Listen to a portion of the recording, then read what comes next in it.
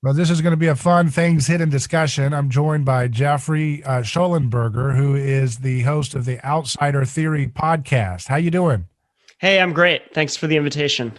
Yeah, it's great having you on. Now, I think I was looking back, and you did a story, I believe, for Business Insider years ago, right? Where you were talking about Rene Girard and Peter Thiel and some of the stuff with the scapegoat machine. Is that right?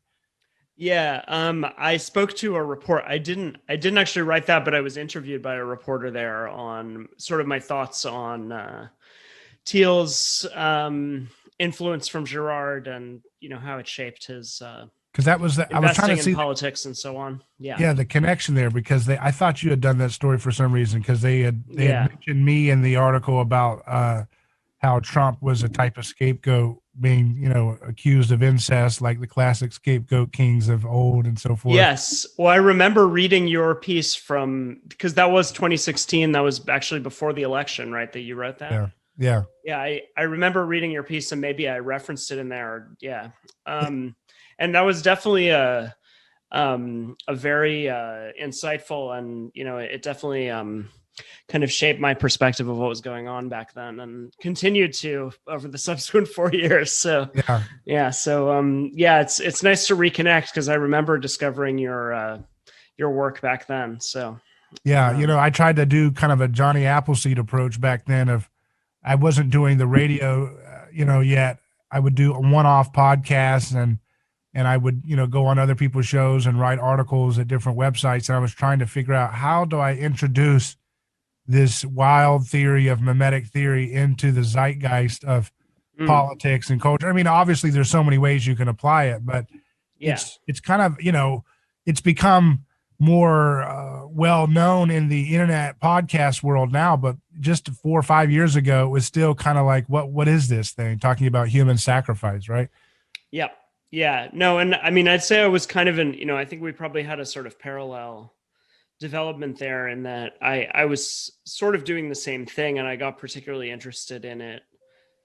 Yeah, kind of in the or I mean, I had been interested in it previously, but I got interested in kind of trying to introduce a broader public to it and you know, try to write for because I have an academic background, did a PhD and so on, but I decided at that point to start trying to write for a broader kind of non-academic audiences. And one of the things I was interested in doing as well was, just sharing the insights from this theory, which I thought were increasingly valuable, given on one hand the way the internet seemed to be reshaping social life in a way that that unleashed these dynamics that everybody was trying to make sense of that we now talk about as cancel culture or public shaming or things like that. And then at the same time, that it seemed very valuable for understanding the kind of intensification of political of political polarization and sort of this general intensification of a sort of mimetic escalation of these sort of enemy factions. Yeah. And we have a kind of Gnostic world that we're in. I think that the woke or whatever I call it, Mick woke, because it's corporate sponsored and Mm, manufactured, but this mhm. Mick woke religion, it's a very Gnostic kind of Christianity that hates the body. It Mm-hmm. hates the body. It doesn't care about flesh and blood victims of bombing campaigns. Really, it doesn't care about flesh and blood. Human beings being torn asunder. What it cares about is names and words. It's a very nominalistic kind of Gnostic religion, and it's in keeping with that Trump, of course, could be purged like Gnostics would off of the face of the digital world. Out of Yeah. he's been purged. He hasn't been physically purged. He's been, digitally and media purged off of the internet landscape. It's interesting. Yeah. Well, yeah, that's I mean, I really like that Gnostic framing, and it does explain a lot. Yeah, and I think I mean, it's also interesting even if you just think about. I mean, I once, or actually not that long ago, I read something about this whole concept of like the red pill and red pilling, but it's interesting that you have this, which is itself a kind of Gnostic narrative, and it's even the lineage of like the Matrix. kind of goes back to Philip K. Dick, the notable 20th century science fiction writer who was himself like explicitly obsessed with Gnosticism and Right. kind of saw the world in that way. But then interestingly, woke is itself a kind of Gnostic metaphor, Yeah. right? And of course, while we're throwing that word around, people have accused Rene Girard stuff of being a kind of Gnostic, like you have to have a secret hidden knowledge to unlock the meaning of history and so forth. But I think where Girard helps correct for that is the sense that he is emphasizing real imitation, real choices, real actions in your life that you can become aware of when you understand the mimetic desire component of what's driving you and the choices that you make. And that it does kind of keep it down to earth, I think, when you think of things along that line. Yeah, I mean, right. I think it's worth trying to make clear why, because you can see how with the language of things hidden, even that it would potentially be interpreted in this way. But what seems important is that that early in his first book, he already introduces this notion of conversion, right? And at that point, he's really he's talking about novels, right? And he's talking about these works of fiction that kind of enact this process of conversion, which is essentially the process by which you become aware of you become aware of the way that your desire is imitated, right, from others, right? And you become aware of the basically mimetic and derivative nature of your desires, and that sort of frees you from the sort of prison that they've trapped you in some way, right? Right. And so I think part of what isn't Gnostic about this is that these aren't there's nothing esoteric about it, right? It's just a matter, and it's not just, because it's not to say that it's easy, but it's a matter of recognizing things that are very much always in front of you and always around you, and simply having this kind of pivot of perspective that allows you to recognize the actual origin of your desire. Right. And so that's not gaining access to some kind of esoteric truth. It's more combating your own tendency to mystify or participate in the kind of covering up of your own, of the nature of your own desires. So you have a course on Girard's works. Can you explain that a little bit and some of your favorite books you like to look at?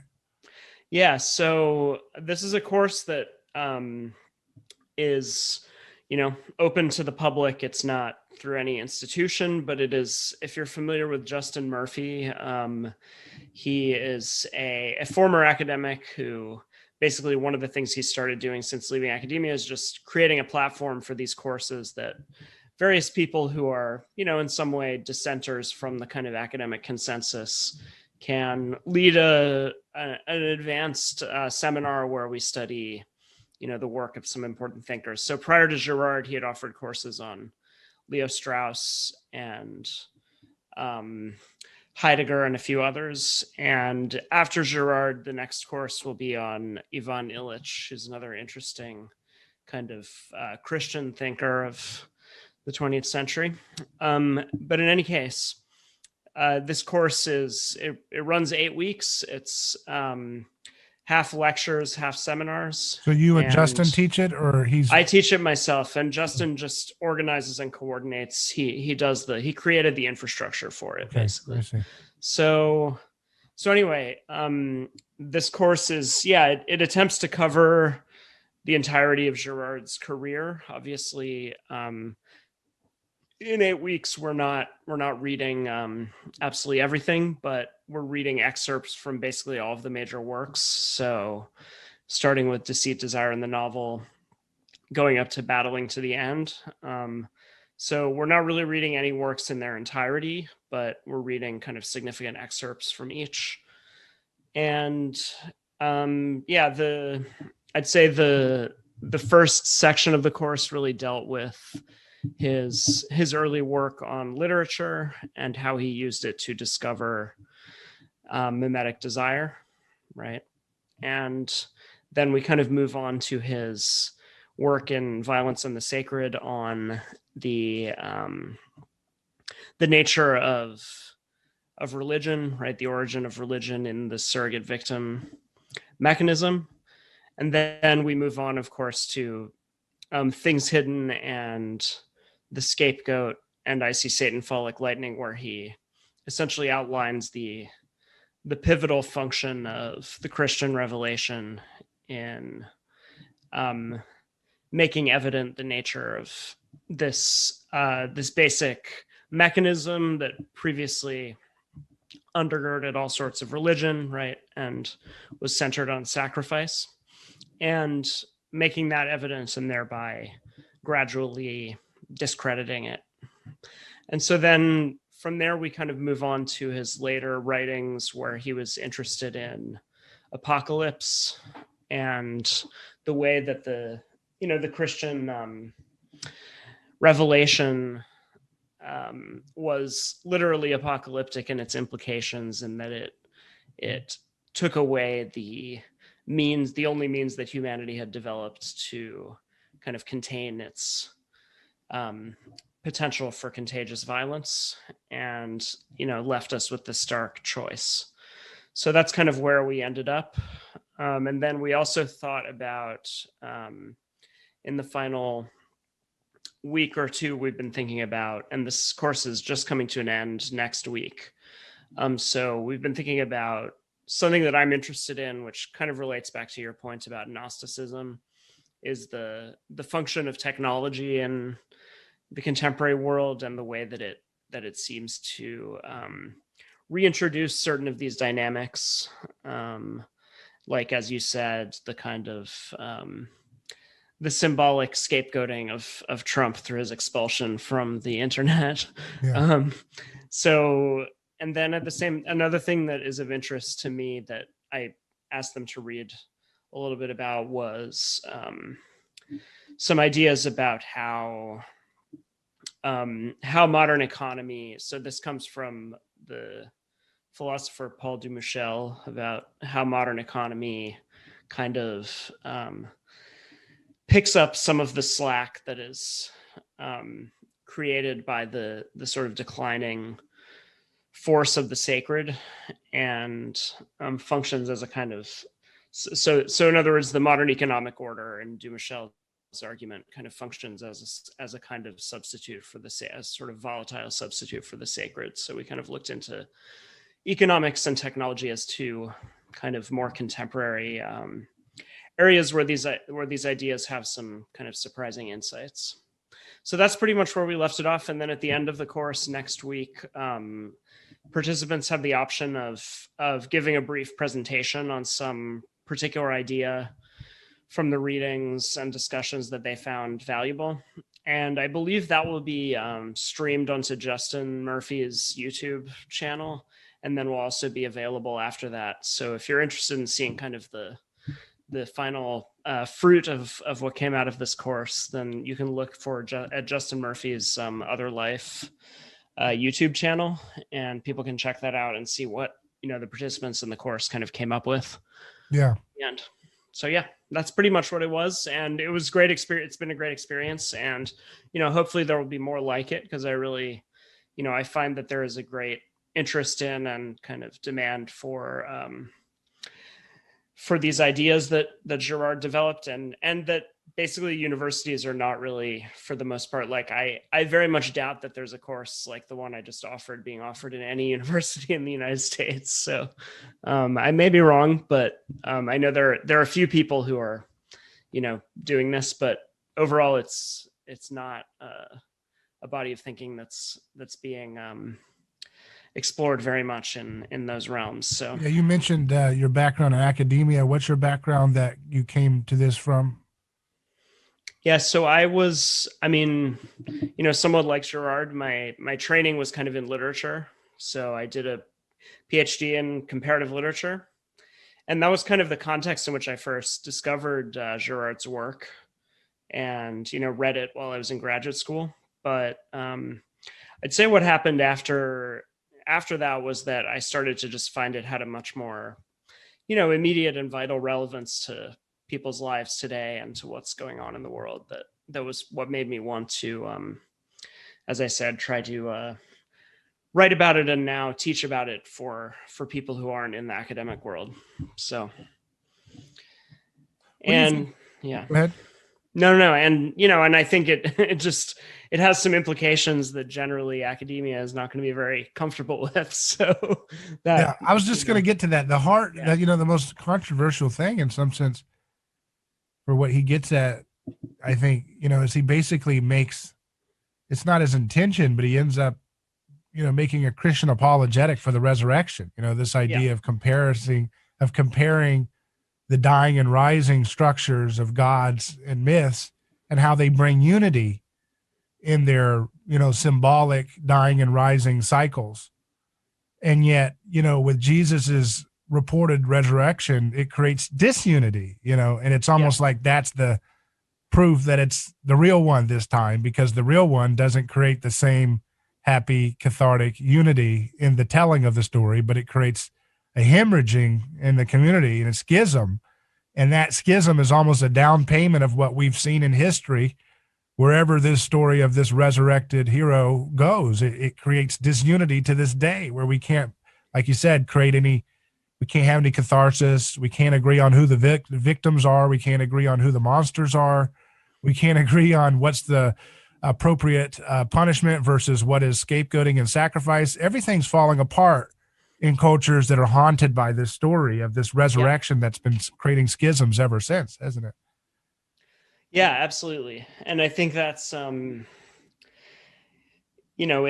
it's where his work became difficult for academia to continue to take seriously. And I think that there's a sort of irony in all of this, which is that on one hand he continued in some ways a kind of I would actually say scientific approach that had largely been abandoned in the rest of the sort of humanities and social sciences, at least, right? The idea that you could have something like a sort of unified science of human culture or something like that, right? Or that you could have a theory that would account for hominization, as he discussed it. That these kinds of ambitions, which I think if you go back to kind of earlier periods of academia, right, where you had the first period of like these religious anthropologists trying to create a kind of universal theory of religion, right? That in some ways he goes back to that, but whereas these earlier figures are essentially debunkers who are trying to debunk Christianity, or trying to, going back to what you were saying, to reveal Christianity as just one variation on all these, these themes that are universal to religion. Girard is kind of doing the opposite, right? He's returning to this project of a kind of universal science of religion, but he's doing it not in order to show that Christianity is merely a variation on the usual patterns, but that it is the thing that actually breaks the pattern, right? And so that's why his sort of scientific project almost becomes indistinguishable from his project of, as you said, a kind of Christian apologetics. And in another aspect, you touched on the apocalyptic aspect of his work, where he describes how, the apocalypse in the Bible, the New Testament, is actually talking more about what mankind can do to destroy the world rather than what God would do. Yeah. And this merger of man and nature is something that's interesting, which he ties to Christianity's, demystification and of the forest, that the pagans kept the forest sacred and don't touch it and stay away. It's got all kinds of, spirits and curses with it. And Christianity kind of, desacralized that and demystified that a little bit and said, go and use nature. And what that ends up doing, though, is we lose our fear of nature too far and we end up merging. Girard was talking about how this might apply to climate change, but also after him, we've seen what's going on with these people doing humanized mice with the spike protein, and look at look what that's created. This kind of hubristic lack of respect for the boundaries of nature has unleashed this biggest thing we've ever imagined. I think Girard would be all over this right now, talking about the merger of nature and man in this apocalyptic moment. Yeah, well, and I think there are plenty of aspects of COVID as well that we could think about in those terms. I mean, so he has this idea that the demystification of this of scapegoating, right, is what enables a sort of more scientific approach to nature to come about, right, which is kind of parallel to or related to the argument you just cited about the sort of desacralization of the forest, right? But similarly, that he argues that what happens with witch hunts is in like early modern Europe is not that the witch hunting was particularly unique or unusual in that context, but that kind of thing, it's just an illustration of the scapegoat function that's happened everywhere. But what's notable is that it became debunked so quickly, right? And so the records that we have are kind of the records of people who are beginning to lose faith in the guilt that they're attributing to these victims. And so then he argues that once you have droughts, or you have plagues, or you have floods, whatever, once you can no longer attribute that to some evil moral agent, right, i.e. the witch or the scapegoat, then you have to look for other kinds of cause, and that's what allows you to explain these kind of phenomena more mechanistically, right? Because you're not confusing moral causation and natural causation as much anymore. But I would say what we're seeing with COVID is kind of a reversion where everybody wants to find a moral culprit for it, right? Then the thing is even more complicated. If the lab leak is true, then obviously it's more confused, because in some sense it's an example of our sort of hubristic attempt to anticipate and simulate natural processes that may have actually caused the disaster itself. But regardless, there's a kind of demand for, and I would say that Trump, of course, became in some way, for the liberal side of the spectrum, he became the moral agent of COVID. He was treated as if all of the deaths were somehow attributable to him, the deaths right? are still going whereas up. Now it's like, whereas now, I know. Whereas now, but now it's like, but now the same people are saying, okay, well, it's the unvaccinated who are causing this. So it's a very, that there's a need to basically find some moral agent who you can scapegoat for this disaster. And it is a moral indictment. They're saying you haven't put your faith in the authorities enough, right? It's not just that you're unvaccinated. It's that you have not put your full body, literally your skin in the game, in trust. Yeah. A kind of sacred trust to the authorities of the state and their, public, health authorities, those kind of people.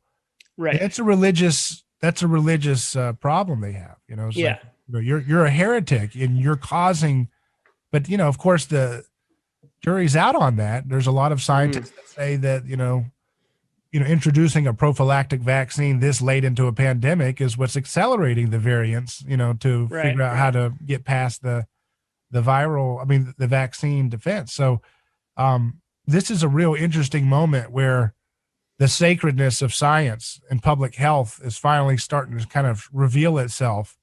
Yeah. And it's a big I hate that red pill word, but it really is a big eye-opening moment for people who are saying, wait a second, I thought we had left religion far behind, but maybe a lot of this stuff of scientism is still operating with the sacred in mind, Yeah. And I think, another thing I just tweeted about this, but, when you've also seen these kind of doomsday, I think Newsweek had this cover this week that's like the doomsday variant or whatever, which, is a totally hypothetical idea that there might be some variant that will kill 2/3 of humanity or something. And it's like, I mean, this is, as I would read it, you have to understand this as kind of a parallel thing to like these, if you think of like the Aztec priesthood or other priestly castes, who Right. basically would always be saying like, well, we've got to keep up our sacrificial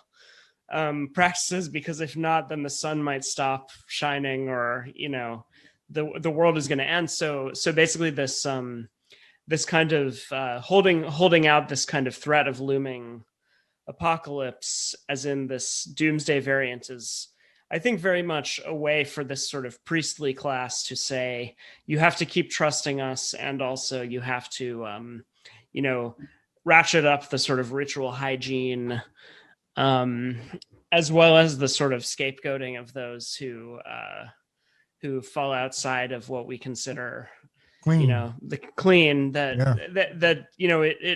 it seems clearly like, because I mean, it's been very strange to see these articles recently, which are, clearly just, I mean, the simple explanation is just the media thrives on making people panic and so on. But there is something there just about this kind of priestly function of of scientists and public health officials who kind of need this looming threat in order to maintain their hold on power. Right. Right.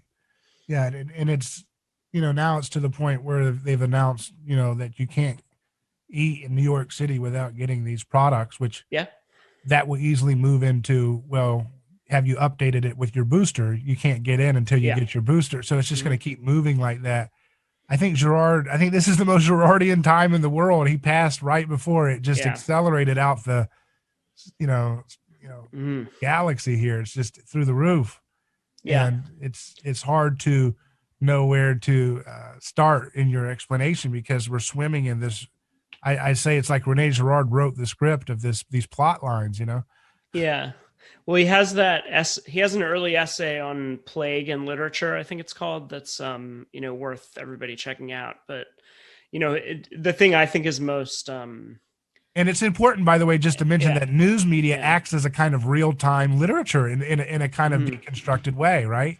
So you're seeing you're seeing kind of the little vestiges of mythology and the priestly caste still trying to, in real time, mythologize these events into a kind of story, a morality play that they can tell you every day, Yeah, and I think that's just become more and more the case. It's not that it wasn't the case 5 years ago, but there's been a kind of acceleration of it, and this need to. I mean, I think it partly relates to the idea that people don't really report anymore. So like most of the media, because local media is dead, and like the news media doesn't report, it just mythologizes, right? Like, it's what these people are paid to do is to take events and mythologize them so that they can be plugged into a kind of guiding narrative. And so I think that's kind of accelerated this, and we see that just in that, like, all these random daily events, that's like that they immediately get mythologized and kind of introduced into this larger ideological narrative. So a lot of people think that we're headed towards authoritarianism and worldwide, social credit scores and purges and total politicization of every aspect of our lives.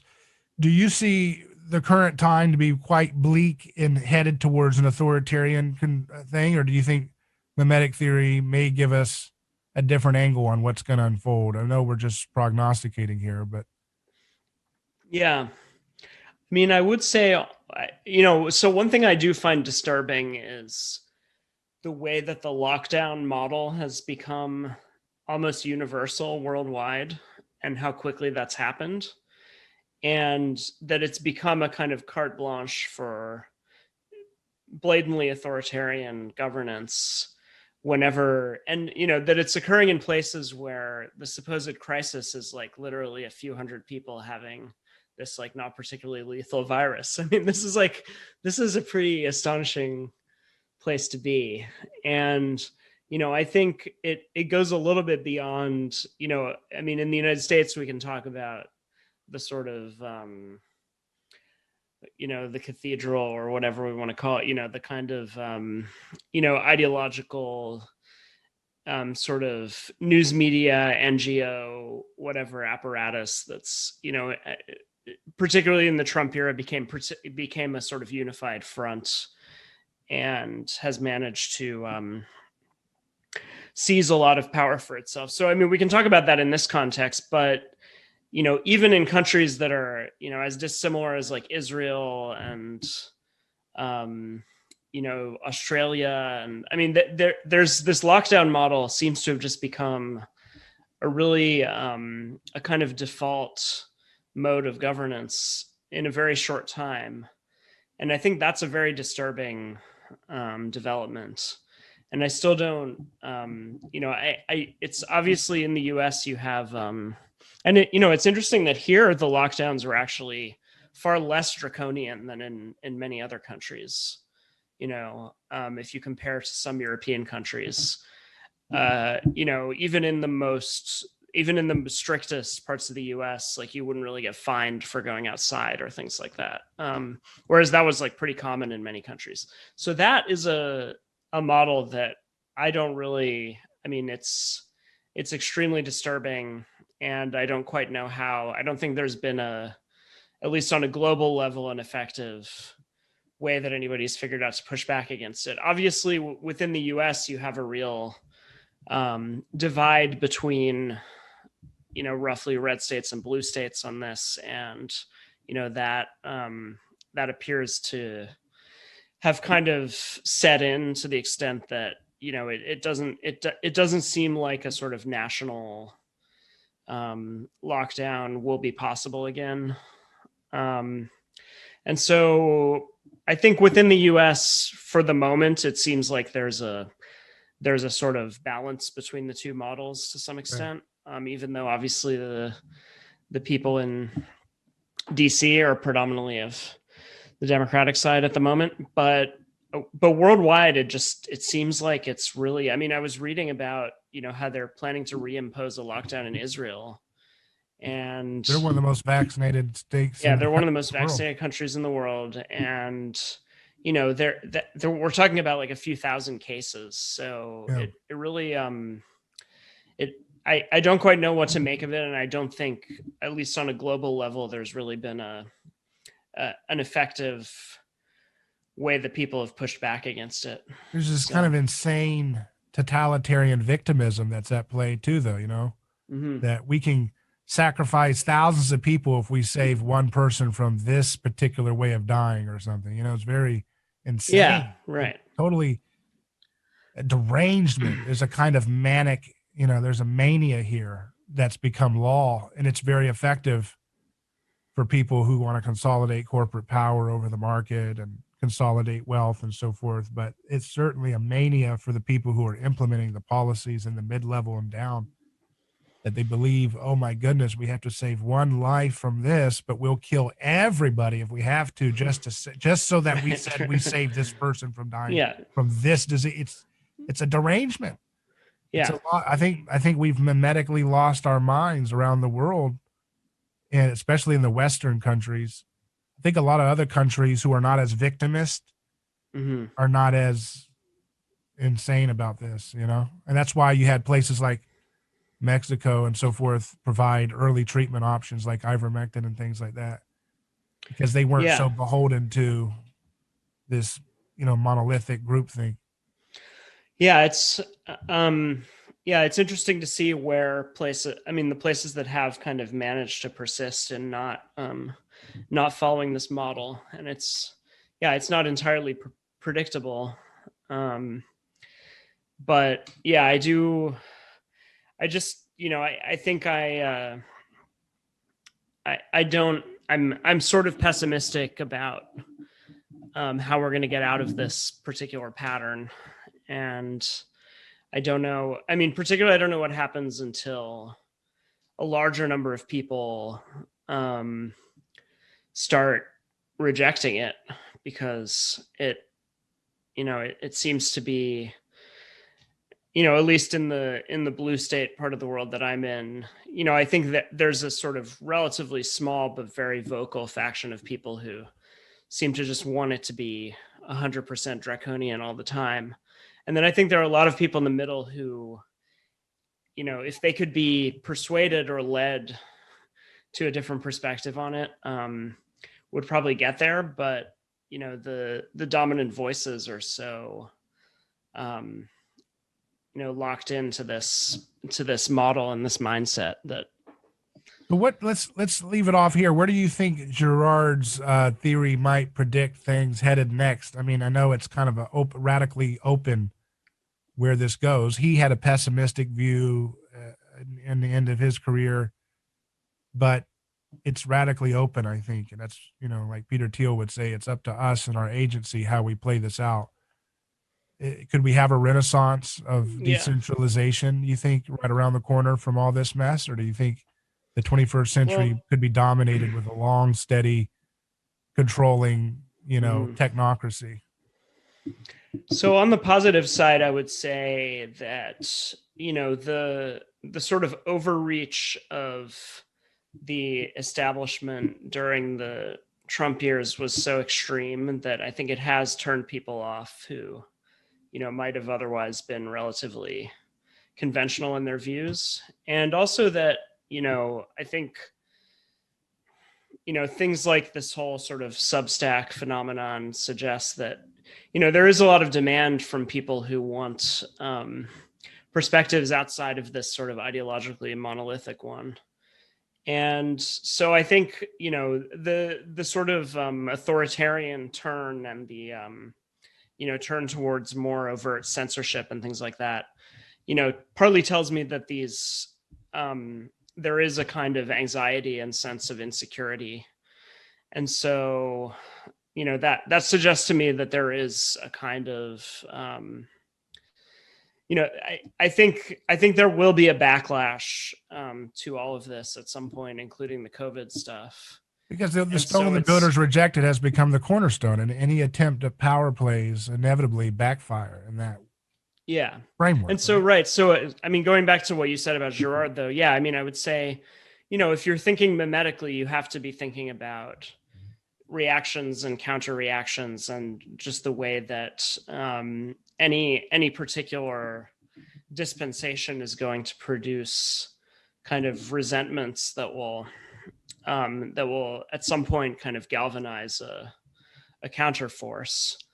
To what extent that will, but I think there is another level to this, which is the kind of level of like institutional inertia, which I think has, complicated effects, because I think it does put brakes on what, the sort of people engaged in this power grab are actually able to achieve. But at the same time, it also can kind of lock in their hold on power. So I think it's, there's this idea in Girard that sort of modern institutions, were designed in various ways to try to break or slow down these kind of mimetic accelerative processes, right? And so I think that can work both in favor of and against those who are currently kind of dissenters from the consensus. I think there's also a martyr's energy approach that takes place when people perceive unfair scapegoating taking place as public policy. It gives it a Christian kind of martyr's energy to the people in the middle who say, wait a second, I was with you until you started locking people out of having a meal at a restaurant. Right. Now you've lost me. And that's that martyr's energy that happens under this meme of the stone the builders rejected has become the cornerstone. I mean, in being rejected, you get this cornerstone energy for a kind of new cultural consensus forming around the unjust persecution. And I think a lot of people are waking up to that. The more they push heavy-handed stuff, the more it's going to disintegrate people's long-held trust in public health institutions and all the other stuff that goes with it, So I think that's an optimistic thing. in some ways, you know? Yeah. Yeah. So I mean, I think, you know, it's, you always have to be with what, you know, for me, from a Girardian point of view, you always have to be somewhat ambivalent about these developments, and that you have to see how, you know, any institution that has some kind of durability is probably doing something to kind of slow down or defer these sort of dangerous, you know, crowd dynamics and so on, right? But then it can also get caught up in those same dynamics and become a kind of vector for them. And so, you know, the on one hand, when these institutions, as you're saying, kind of discredit themselves, there's a potential, but there are also dangers that come with it, right? Because once you've undone a sort of hierarchy, right, as Girard also discusses in his first book, even, you know, then you have this kind of horizontal space, which is this kind of potentially dangerous space because it generates this this sort of infinitely multiplying potential for mimetic rivalry. So right. Well, very good. Let's leave it there. Hey, where can people find your show, Outsider Theory, the podcast? yeah, so you can find it if you go to outsidertheory.com. It is both a blog and a podcast, so you can find both some of my writing and the podcast episodes there. And yeah, you can also check me out on Twitter if you do that at daily_barbarian. So yeah. Well, very good. Thank you for your time. It's been great speaking with you. Yeah, likewise.